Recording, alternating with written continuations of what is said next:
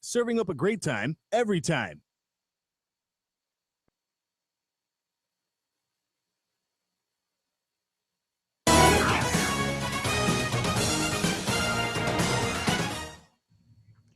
Off day, everyone, and welcome to D14 Tonight, our election program giving you at home an opportunity to meet your candidates so that you can make an informed decision when you head to the polls in November. Before we talk with our first group of live in-studio guests, first Jason explains how you can interact with our guests from your computer at home.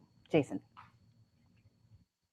All right, thanks so much, and half a day, everybody. We have a jam-packed show for you tonight. A lot of senatorial candidate hopefuls that want to solicit your vote. So we are going to have Sabrina, of course, interviewing them live on the set. Then they're going to come back here as they always do, and then they're going to be able to interact with you on the internet.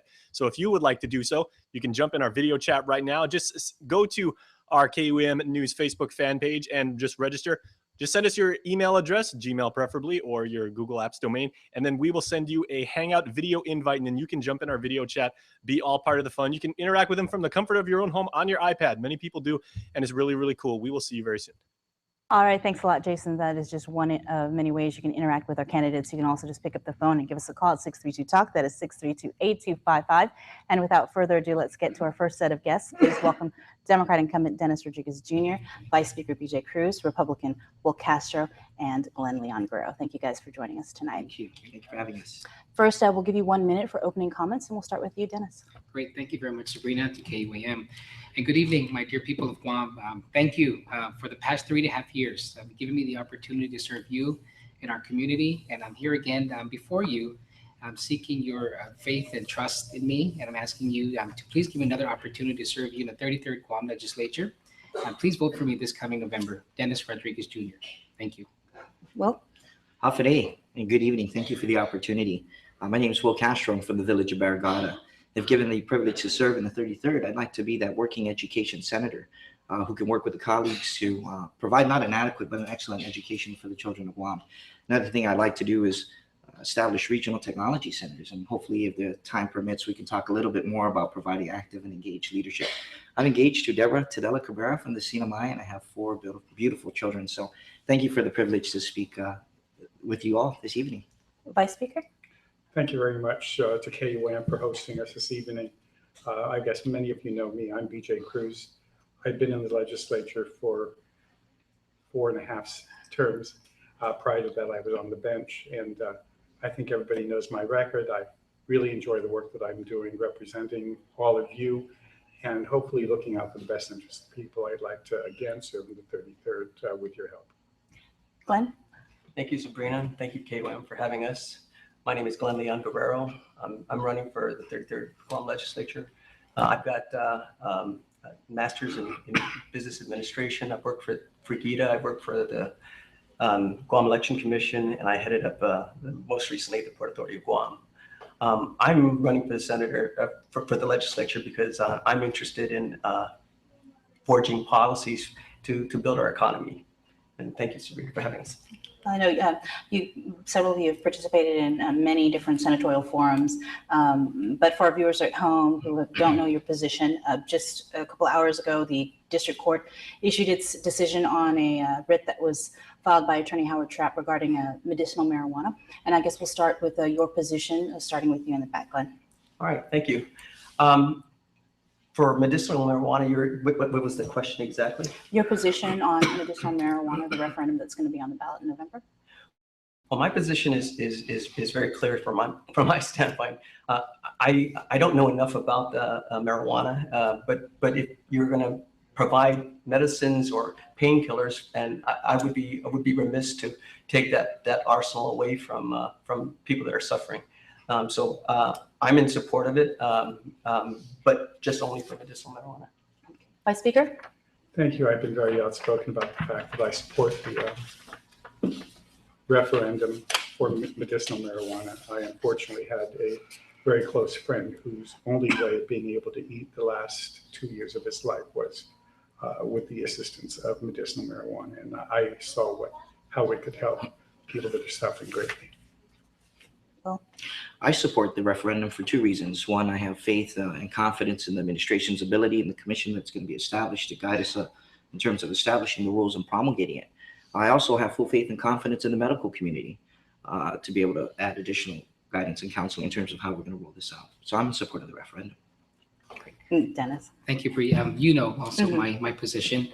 I'm against the referendum. I'm against how it became a referendum from the legislature. One thing I do, and I try to do best, is listen to our community. So I listen to our doctors. I listen to the business community. I listen to the law enforcement.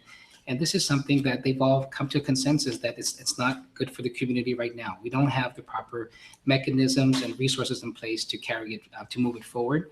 And so I don't question the compassion part. Believe me, I've seen on a daily basis people who struggle with their health, cancer being one of them. And so I don't question the what this can do for some of our cancer patients and other patients. However, I don't believe that we're ready. We didn't provide the resources to make it happen properly. And so that's my position on this. Okay. At this hour, there's a meeting happening in Tamuning on a proposal to build an assisted living community at EPAL Point, Oka Point. What is your position on that? Do you support an assisted living community being developed there? If not, what would you like to see be developed there? And we'll start with you, Vice Speaker. Well, several things. I believe that it's imperative that not only Guam, but the entire country has been trying to face this issue. My generation, the baby boomers, we're all aging, and at some point we're going to all need assisted living. And so I believe it's imperative that we do it at some point. Whether or not it's the best place to put it up at Oka Point is the one question. I understand that the Paris family wants to use as a medical facility, so that may fulfill the covenants of the conveyance. But I do believe that at some point we need to do something about assisted living for my generation. Will? I'm in support of any assistance we could provide for the elderly and those who need additional medical attention. I'm just not familiar with the details surrounding the location, exactly how it's going to be rolled out. If there's special provisions, if you're going to extend that to the elderly, I think maybe there might be an alternative program where we could provide that extended care at home. I'm not sure if it's a multi-dwelling facility. I'm just not familiar with the details. But one thing I do know is that in our community, we do a pretty good job taking care of our own family members at home. And maybe some families just need the additional assistance. And I've seen home visitation programs that work, especially for my father when he was recovering from a quadruple bypass and valve replacement. So if assisted living comes in that forum where they could come to the home and additional medical professionals or nurses come by to assist, then I could support the concept. But until I see the actual measure, I'm just not sure. Dennis. Great. I definitely support assisted living. I think the question is where we're putting this facility. And so that's a question that I believe needs to be discussed further with the community, with the residents involved in the area. We've there's a lot of contention when you talk about building things in that area. There's one measure in front of us to rezone, or not to rezone, but to provide land there for foster care facility. There was a measure that we tried to pass last term to rezone one of the properties there for medical purposes, but then the residents there really had contention and had concern. And so number one, I support assisted living. Where it's located is another discussion that we must have. Glenn. I agree with what everybody's saying. I'm losing my hair and I'm getting elderly as well. So just as the Vice Speaker had mentioned, we need to be thinking about assisted care and how to take care of our manuncle. But my push is I'd like to, in the 33rd, and I'd like our legislature, I'd like our policymakers to be really thinking about, when we make a decision today, what effects will it have 20 years from now? What effects will it have 40 years from now? We have master plans in place. We have people that have drawn up master plans for land use and for other things. I'd like to see those things sort of resurrected. It makes decision-making easier if we agree on the master plan. Obviously, the master plan, you're thinking 20 years out and conditions change and things change. So we need to adapt it. So as far as land use for Oka Point, I'm sorry, he's waiting. My point would be to what do we want to do with our land? It's limited to begin with, and how do we take care our elderly. Okay, well, we are running out of time, so let's go ahead and wrap this up with your closing comments, and we'll start with you, Vice Speaker. Thank you. I think all of you have seen what I've done over the last 9 years that I've been in the legislature. I have always tried to represent the interests of the people and look out for our best interest in being the check and balance between the executive and the legislative, and also looking out for my prior colleagues at the judiciary. So I think my record speaks for itself, and I'm hoping that it's good enough to ask for your support to return me to the 33rd. Glenn? I've performed in numerous public service offices at the head of many agencies. What I do a lot is I create a bucket list. I say, this is what I want to do. And once I complete my bucket list, I move on. For the legislature, for our policymakers, my push is actually to say, we make decisions today that affect us 20, 40 years from now. Just as we've created tourism, it's $1 billion industry now. We can do other industries. We can build up our economy and make it strong so that our people can get good jobs, can afford to do the things they want to do, and go to places where they like to go. So I would ask for your support in voting for Glenn Leon Guerrero on the Republican side. Will? I'm running for the 33rd Guam legislature. I think I bring a unique set of qualifications. I've been a teacher and a manager, a parent and a volunteer in both public and private sectors of education from K to 12, and even at the college level. And so I like to bring a renewed perspective and some energy and be an active and engaged listener and participant in helping to improve education here on Guam, not just for the public school sector, but for the private school community as well. I'm number 14. I humbly ask for your vote. My name is Wil Castro. Thank you. And Dennis. Thank you. Thank you again to the people of Guam for electing me 3.5 years ago during my first term. You know, on behalf of my wife, Lena, our kids, Ashley, Dennis, Gregorio, and Daniel, we thank you for this has been rewarding and very humbling. And the issues that I have worked on, as you know, my passion has been healthcare, passion has been the hospital. But really what it comes down to at the end of the day, it's you, the people of Guam, who I make my priority. And I'm asking you again for that faith and trust and asking you to please vote for me on November 4th. I'm Dennis Rodriguez Jr. and number 3 on the Democratic side of the ballot. Thank you and maraming salamat po. Si Diyos Masi. All right, thank you, gentlemen. Good luck to you in November. Thank you. Thank you. Stay tuned. Cruising with the Candidates is next.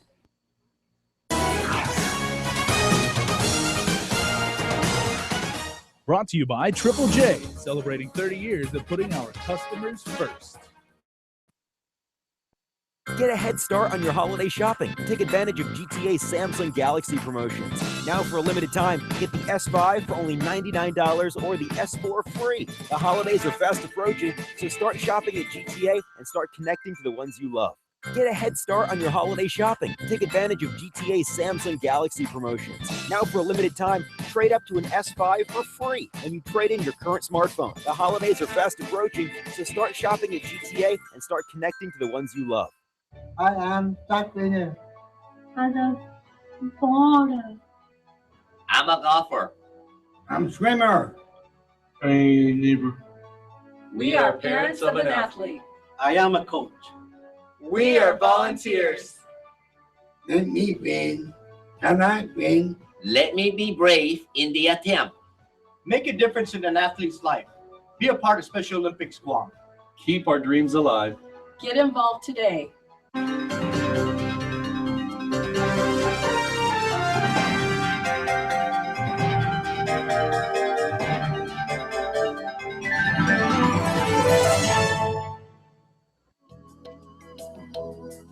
Smiling is a natural response to joy, happiness, and excitement.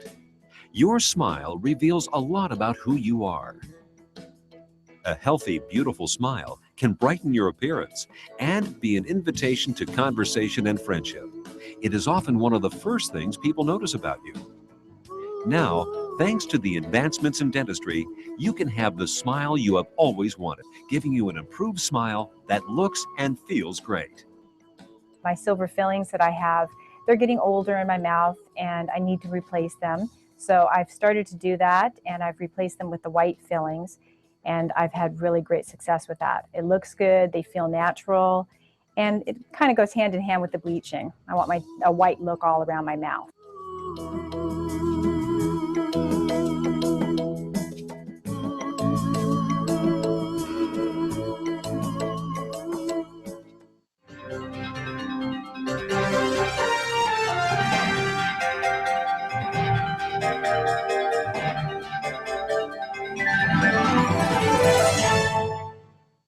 Day, I'm Dina McCready.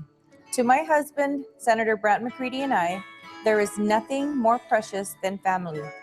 That's why Brant introduced legislation that protects Guam's families.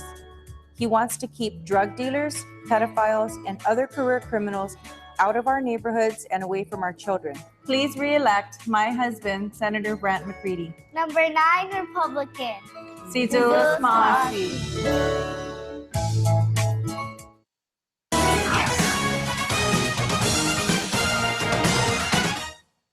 And welcome back. Cruising with Chris Barnett this week is incumbent Lieutenant Governor candidate Ray Tenorio.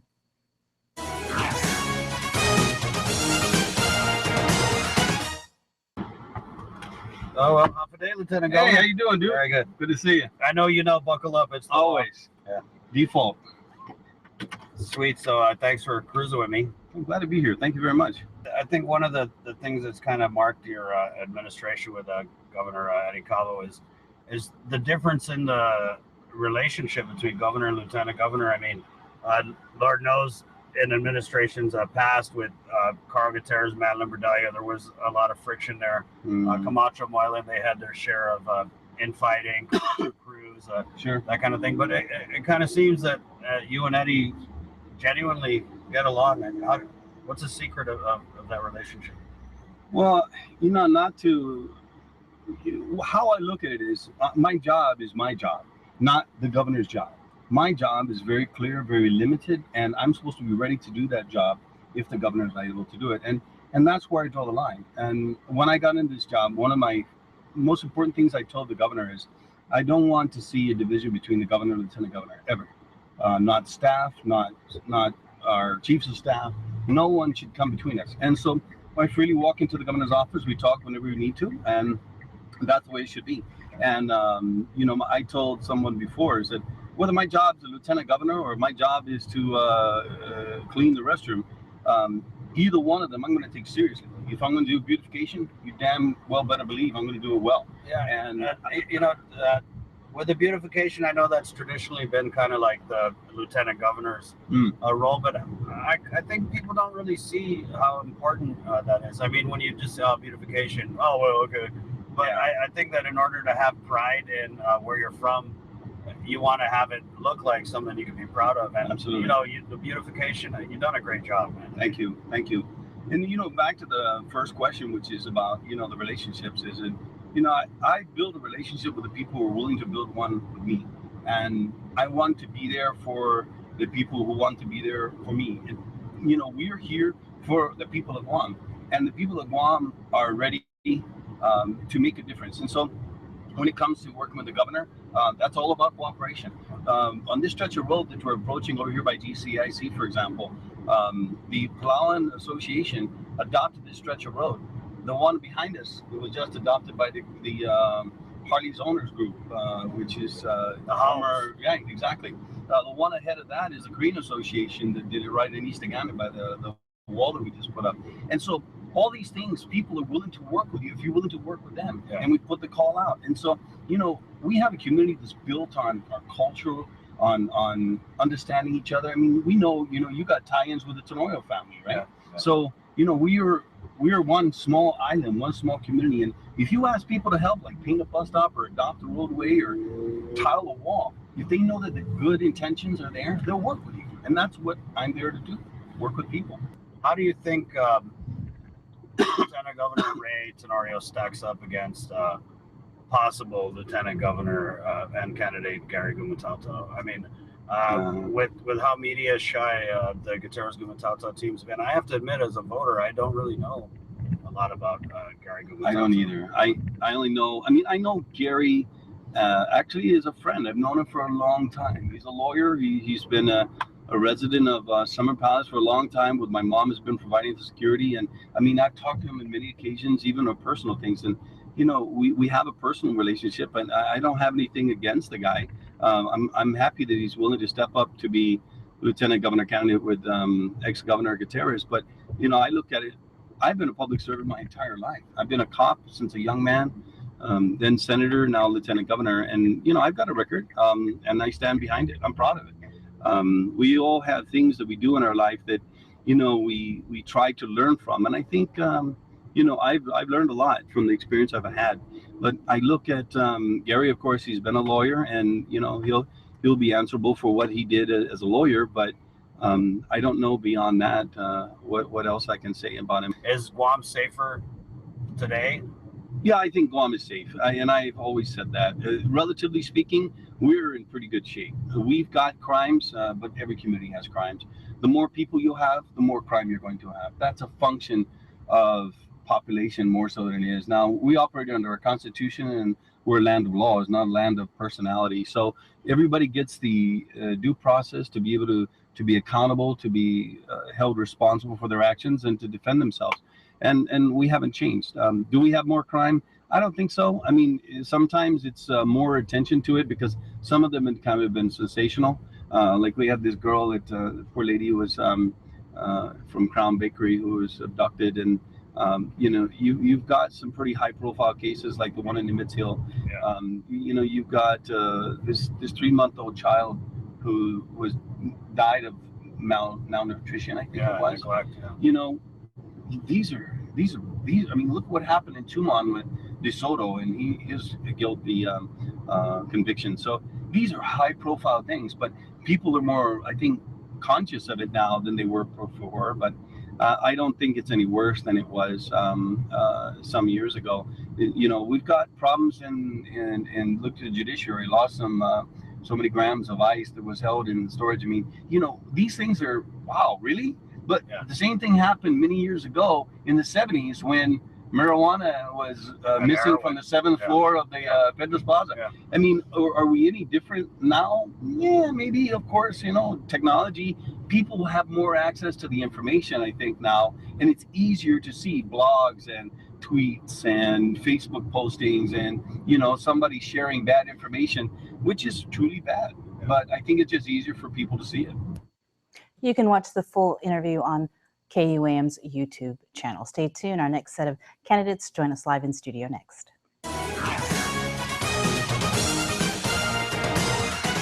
Brought to you by Triple J, celebrating 30 years of putting our customers first.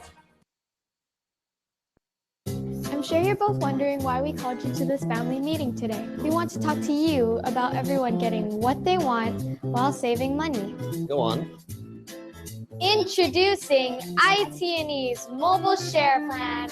With IT&E's Mobile Share Plan, we can get up to 4 lines with unlimited talk and text. Plus, we get 20 gigabytes of shared 4G data. And with the Mobile Share Plan, at only $150 a month, we can have our cake and eat it too. Cake?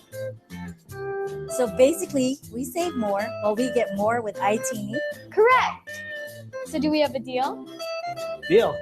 Get the island's first mobile share plan with IT&E and get unlimited talk and text and 20 gig of shared data for only $150 a month. Plus, get 4 free phones. Visit any IT&E store to get the best shared 4G experience.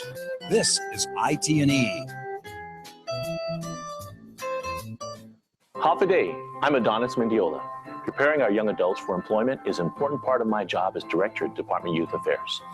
That's why I teamed up with Guam Community College and the Department of Education to establish Career Technical Education. This training program allows young adults to get job ready while at DYA. As your senator, I will use my experience to develop more and better training programs. On Election Day, I ask for just one of your votes to continue working hard to make Guam better for all of us.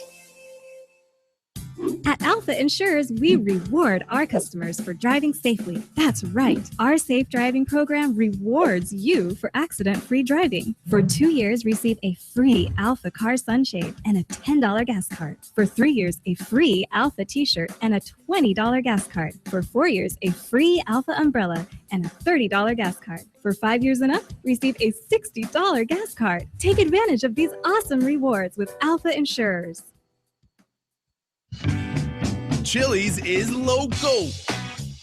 Come and enjoy the flavors of Guam. Try our short ribs, chopped steak, or pork belly, and more. Chili's local flavors, served all day, every day. Let's get it started. Chili's, come get local with us.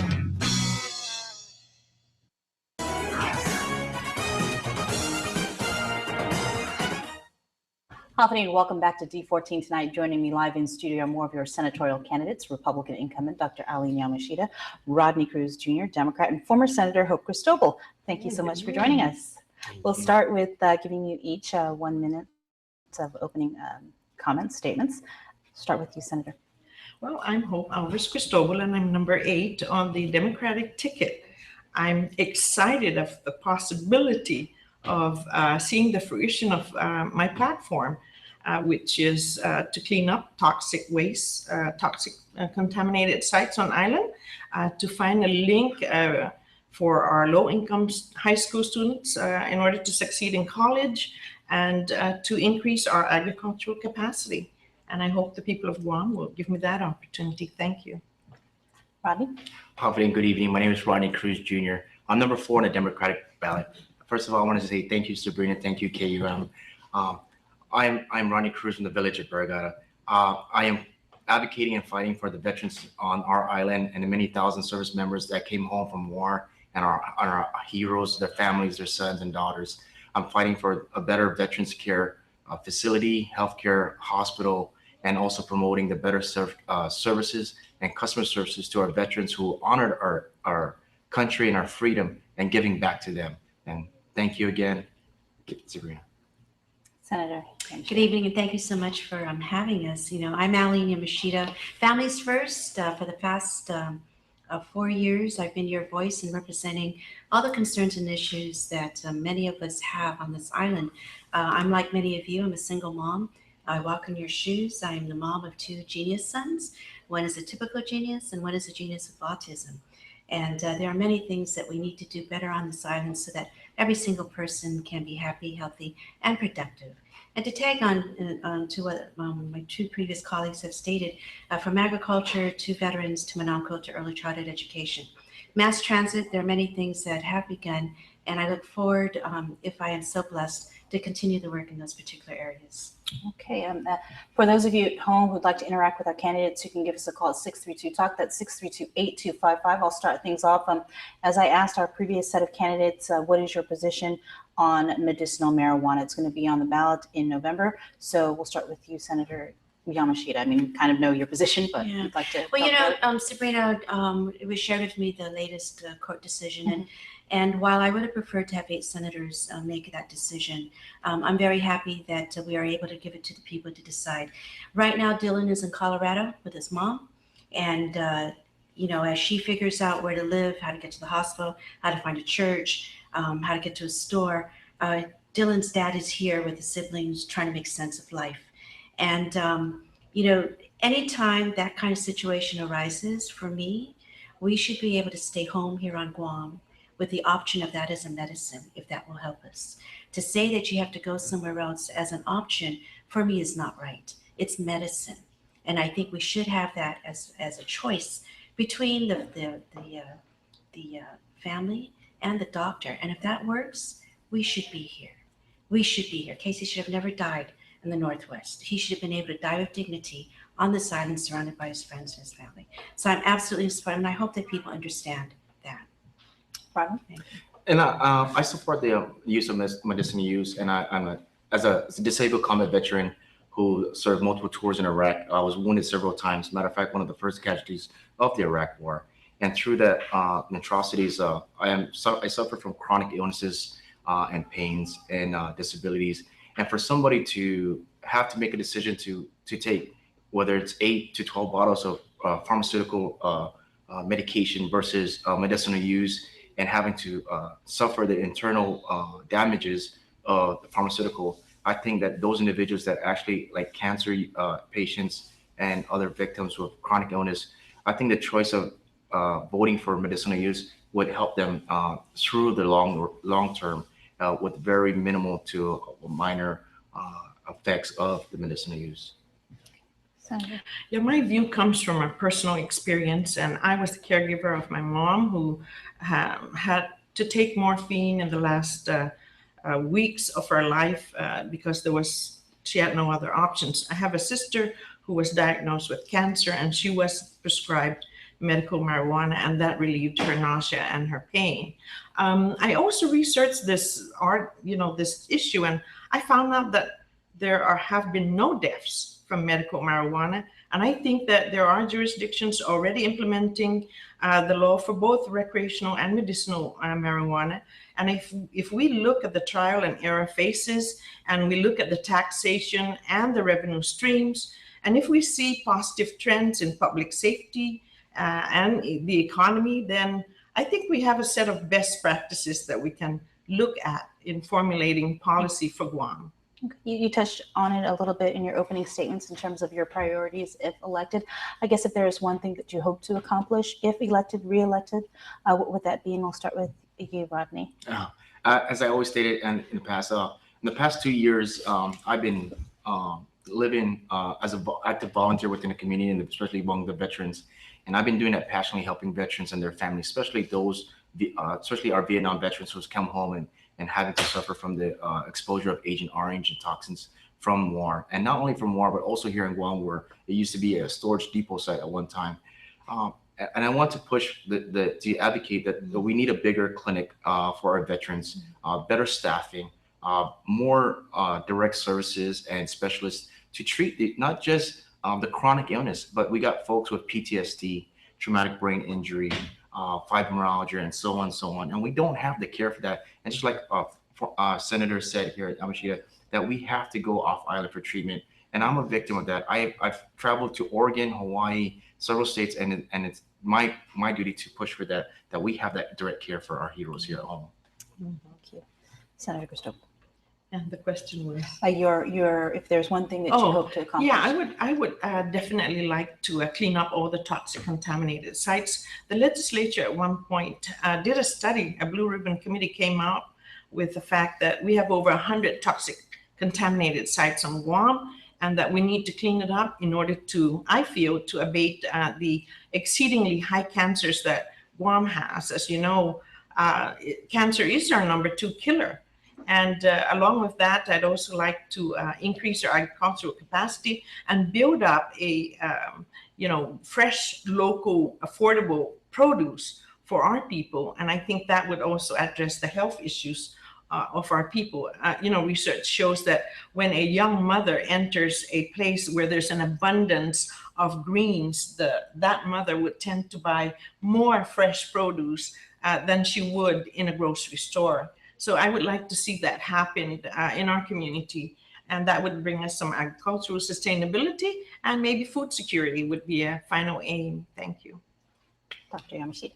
That's kind of tough for me to answer, but perhaps I'll talk about mass transit right now. Okay. And I think that mass transit, to become efficient, effective, it's very, very possible. We really need to help them focus on targets, what it needs to look like and how it needs to come. We need to do a marketing plan to incentivize the whole thing, but from north to south, south to north, and then a spoke system, so to speak. I listen to too many families who can have a hard time getting to the clinic, to the bank, to the beach, to the store. I listen to too many families who wait forever for that ride. I hear employees talk about how they did get a job, and then the bus was late, so they no longer have a job. And for me, that is just so wrong. And, Sabrina, we have 170,000 people on our island. Right now, we have 100,000 registered cars. The price of gas went down a little bit, yeah, but it's still expensive. And for me, if we could just, guide that, I would be very pleased with that. Okay. Your final comments, your final pitch, starting with you, Rodney. 1 minute. Well, again, thank you, Sabrina. Thank you, KUM. To people of Guam, I want to say thank you for all your support and encouragement in this running campaign. I'm #4 on the Democratic site. Again, I'm that young man who served this country honorably in both our island and our country, and I'm here to serve the people of Guam, and I'm asking for that chance to allow me that same sacrifice and that same honor to give back to you, to the people of Guam. Thank you. Senator Yamashita. Thank you, Sabrina. Guam is good. Guam can be so much better. And I'm very worried. I'm very worried when I look at our abuse rates for our children from Anumco. I'm very worried when I listen to our veterans about where and how. I'm very worried about the diabetes rates and the heart disease and the cancer rates. And it doesn't have to be like that. And I don't think it will be like that if we continue to collaborate and work together and know where we need to get. And I would like to be one of those people at the table to represent those concerns. Thank you. Thank you. I'm Hope Alvarez Cristobal again, and I'm number 8 on the Democratic ticket. And I humbly ask our people of Guam to really think about the 3 major issues in my platform, things that I want to do to help the health of our community, to address our high cancers by immediately cleaning those toxic contaminated sites. Hopefully within 2 years, at least conduct a study and go out and do that right away. And I'm thankful that KUAM has given us this opportunity to talk to the people of Guam. Thank you very much and good night.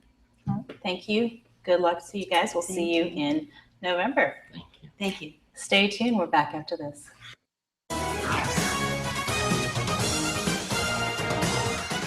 Brought to you by Triple J, celebrating 30 years of putting our customers first.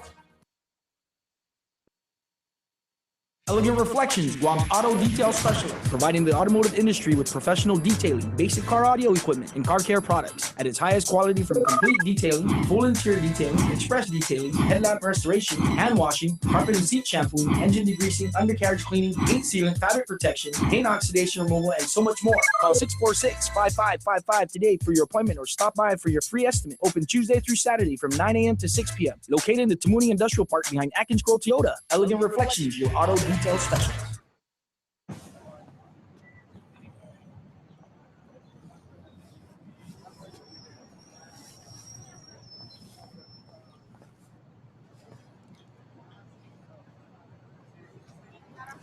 Good morning. Morning.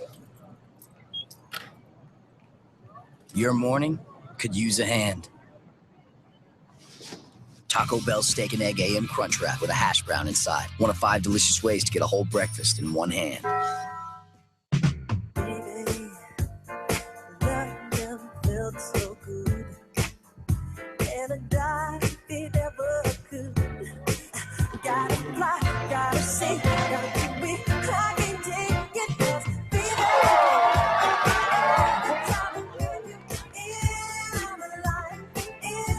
The new look of summer never felt so good.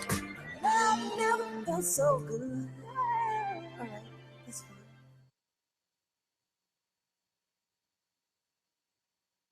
fine. Stay connected to the world at home from everywhere you are. Get the KUAM News app for the latest in local news, videos, sports, streaming Isla 63 AM, weather, and more. Available for free now at the iTunes App Store or Google Play. KUAM News is committed to keeping you informed before you head to the polls this election. Watch D14 Tonight live every Monday evening on KUAM TV8 at 6:30 p.m. Meet the political hopefuls, hear from the analysts, get the latest poll results, cruise along with the candidates, and ask your questions on Guam's most comprehensive weekly election news broadcast. Tune into KUAM TV8 and Isla 63. Watch and streaming video on KUAM.com or interact and ask your questions via Facebook and keep the conversation going. There's only one source to turn to for all your Decision 2014 news, Guam's News Network, KUAM.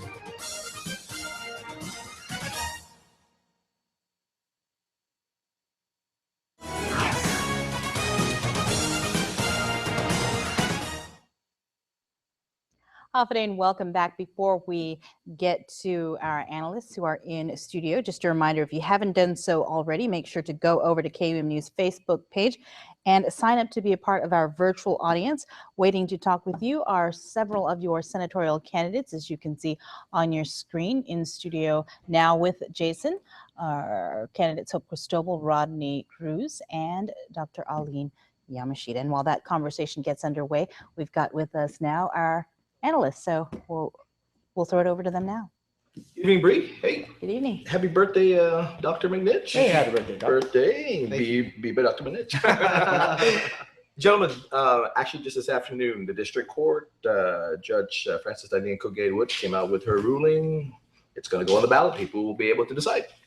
It's very clear. I mean, I think that the people will have a chance to vote on this important issue. It'll get out there, they'll vote, and we'll see where it ends after, if there'll be any challenges following the election. Sure.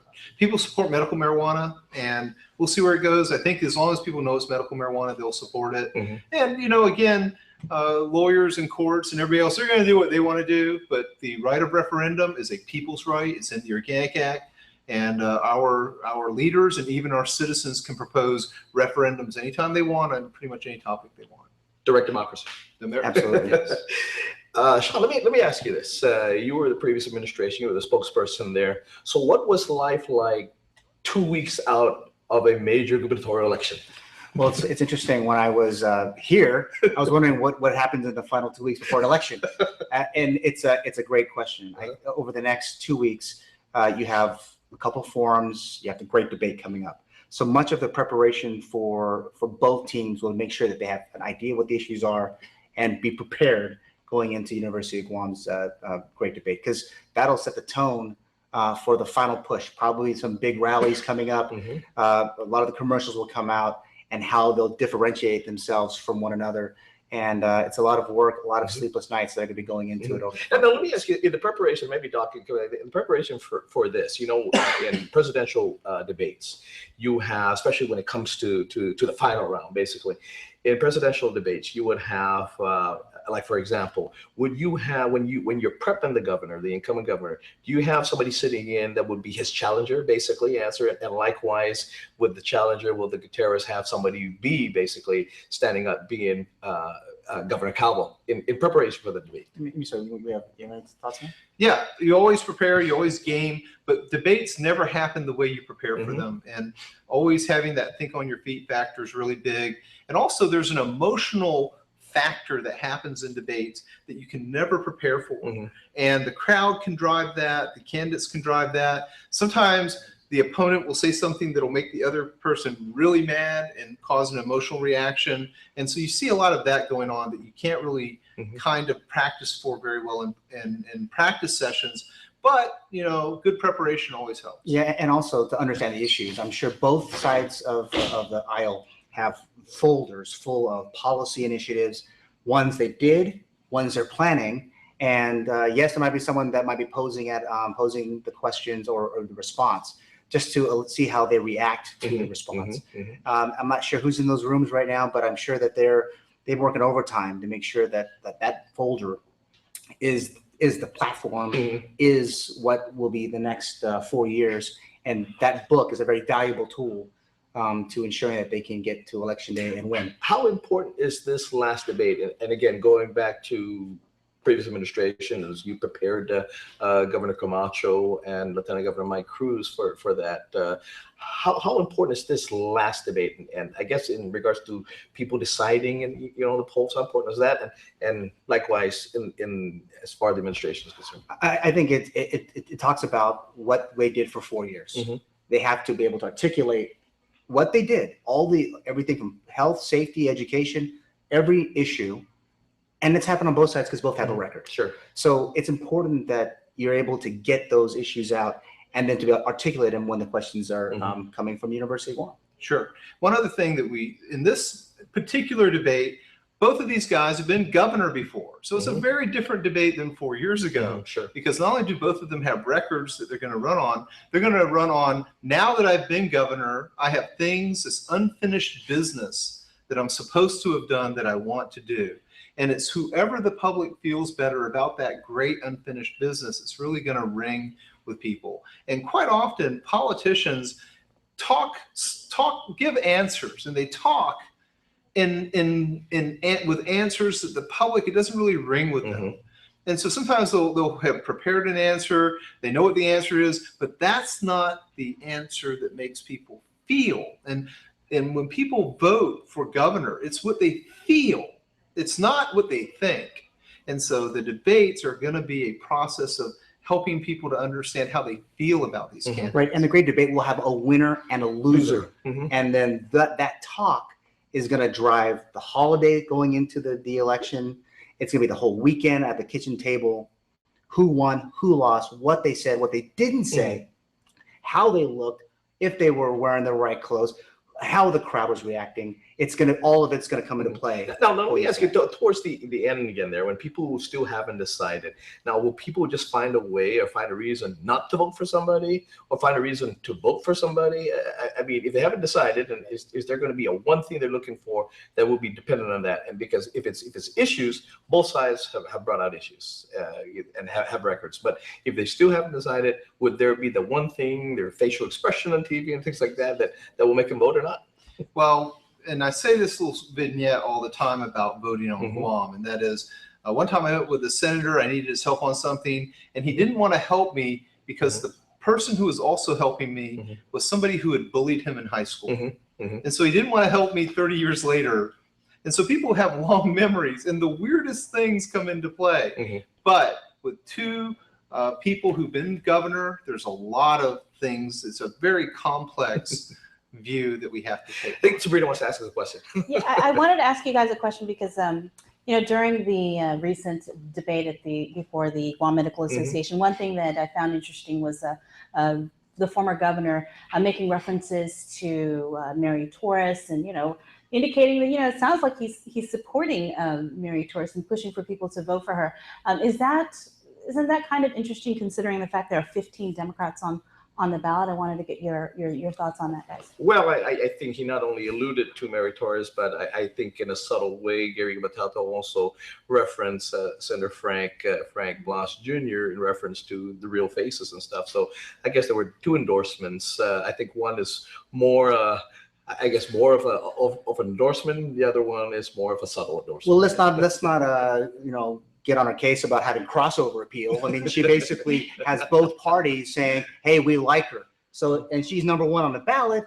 That doesn't hurt too bad either. So, I mean, I think it's a subtle push for getting her on there. It sounds like a good thing. I think it's just great political play. I think it's great political drama. The jilted sister of the former governor who now has, feelings of rejection, things like that. All kinds of neat kinds of drama are playing out related to that story. And having a candidate play on it to his advantage is just politics. But let me ask this, because I said this that night, and again, as someone who's been at Adelup, former Governor Gutierrez said, come January, based on our debt, come January, we're going to have an unsustainable government at this point. He said to Governor Calvo, he says, come January, you're going to have to lay off some people. Whether it's January, February, March, April, when it's going to be, you're going to have to lay off some people. Governor Calvo comes out in response, says, I'm not going to lay anybody off. But he keeps, Governor Gutierrez keeps mentioning the fact that it's an unsustainable government. First of all, why would someone want to run for governor if he's inheriting a government that's unsustainable? I think you might want to start running away. Who would want to even hold that job at this point? But you're right. I mean, I think the political theater that's being played out is making it good political theater. Good political theater. Good talk radio. Good talk radio is good live TV also. I mean, what can we say? Absolutely. I think we're just about run out of time, I think, here. We're going to go back to Sabrina. But thank you, gentlemen. We'll see you again next week. Very good. All right. Thanks a lot, guys. Let's check now back in with Jason and our senatorial candidates. All right, we're talking with some of the senatorial candidates again. Now, I'm curious as to, with each of you being parents, in your own opinion, and having been a parent, what skills do you feel that brings to the table as far as being able to lead, not only from your own home, but being able to lead in the public sector? Well, I'm also a grandparent. And so there are, I've discovered a lot of strengths in the challenges of being a mother and a grandmother. And so I think that those strengths has given me the fortitude really to look at other issues out in the community and try to find solutions and wrap up some ideas on how I'm going to go about it. And that's why I'm running for office, really. You know, that's a very sensitive question for me because I have 5 kids, and most of the time I spent after high school, I joined the military service, and I was always away, and as being an away father, and coming back, I was a wounded father at the same time, and so my kids kind of established that distance between me and them. But having to be able to establish that now, I mean, I'm a single parent now. I coach youth football for the GYFL, and being able to teach kids and teach them about no matter what's going on in the island, but to enjoy life, enjoy recreation, get out, get involved, volunteer, and make a difference in your choice and become a better person in the community.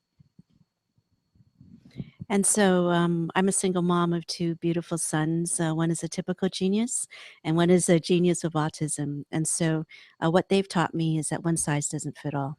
It never will. It never has. And so when we craft out policy, it's always, how about this and how about that? And it isn't always the same mode, but you got to look at different things and make sure that every single segment is considered and afforded that opportunity, no matter what that policy is that we're debating or deliberating on the floor.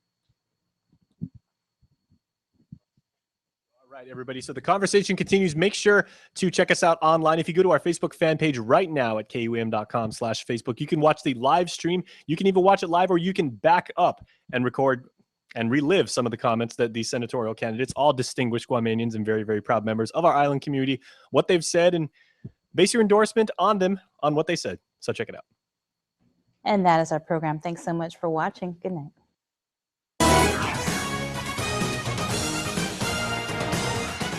Brought to you by Triple J, celebrating 30 years of putting our customers first. This fall, a new PXC champion will be crowned with a battle of Guam versus the Philippines, as Guam's own Kyle Logan will face Rolando D, one of the best MMA fighters in the Philippines today, for the vacant PXC bantamweight title. Also, Kyle Boom Regis continues his climb back up to the top of the featherweight division as he faces off against the Australian MMA champion Alex Volkanovski. Plus, undefeated Muay Thai fighter and Jiu-Jitsu standout Brogan Walker makes her debut against the Korean top team phenom Yu Jin Jung. Miller Lite, Docomo Pacific, and the stations of KUAM present PXC 45. Friday, October 24th at the UOG Fieldhouse. Get your tickets today. General admission tickets are available at all 76 Circle K locations. Crowns Guam, MWR, Anderson ITT, Touray, or online at tpiguam.com. VIP tickets available at Cars Plus in Mighty. PXC 45 is also brought to you by Cars Plus Dodge, Monster Energy, Pacific Islands Club, 76 Circle K, Budget Car and Truck Rental, Guam Harley Davidson, Honum Water, Gatorade, and Uno Magazine. This is a Tropical production. For over a decade, the KUAM Care Force has been bringing smiles to our children in our community with our annual holiday toy drive. This year, the spirit of giving continues as we are pleased to announce our partnership with the U.S. Marine Corps Toys for Tots program. Join us and a host of businesses, organizations, and individuals all over Guam as we spread that Christmas joy by collecting new unwrapped toys and gifts for children in need. The Toys for Tots program, now in its 6th year on island, benefits the Salvation Army in their annual